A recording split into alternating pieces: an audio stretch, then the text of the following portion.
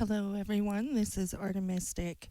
I want to thank you for joining me for this video, which may be the most important video that I've ever made on my channel. It's not my typical art or craft, really. It's a project that I'm working on that I think the world really needs right now. And I wanted to share it with everyone and just kind of put it out there so some other people can maybe help with the project too. So what I'm doing in this video is I am making face masks in response to the coronavirus outbreak and just the state of the world right now. And there is such a shortage of personal protective equipment for hospitals, for healthcare workers. And a lot of hospitals and medical centers are actually requesting people to make homemade fabric face masks, like a surgical type face mask. And it's not a hard project.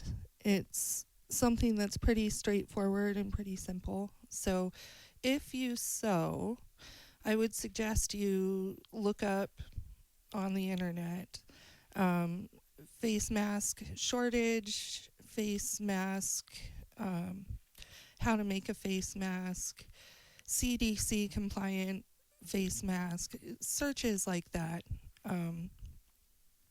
And I'll put a link in the description to the website that I used to get the pattern for my masks.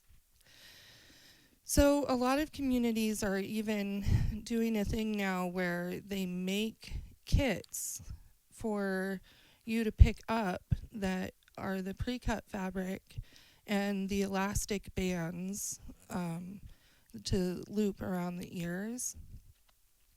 And you can make those and turn them in for them to sanitize and dispense to the hospitals. So check out your local community and see if they're doing some kind of project like that. I know mine is, and I'm going to try to get some of their kits.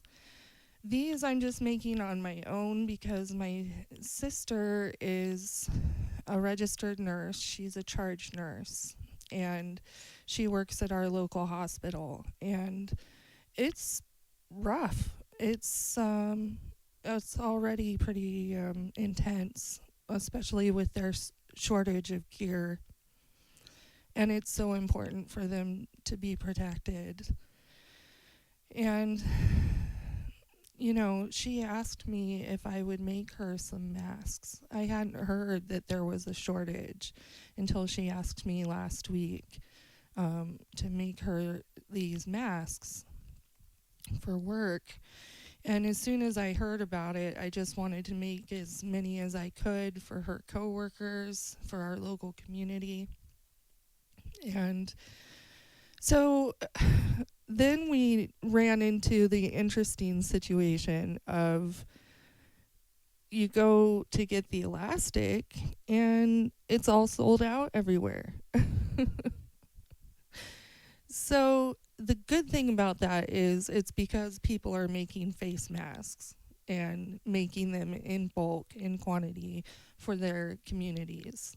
So that's the great news of it. The rough news is if you want to try to make them, it's tricky trying to find elastic.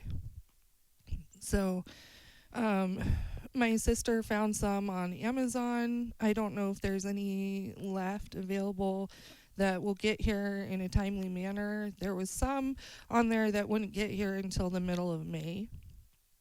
And so, yeah, I didn't want to wait that long because they're needed now. So I kept searching all different stores and things online, and I finally found on Etsy some elastic by the yard. And I ordered some of that too. It hasn't arrived yet. I'm still waiting for it to get here. But I'll be able to make more masks once I get the elastic. So, anyway, I haven't really explained how to make the masks yet, but hopefully you can see what I've been doing. I cut 9 by 6 inch rectangles of fabric. You need to use 100% cotton, and you use cotton flannel for the backing piece. And I use like cotton quilting fabric for the front. I had all kinds of fabric on hand, which I'm so thankful for. My daughter's dad, his mom gave me so much quilting fabric that I've had for a while.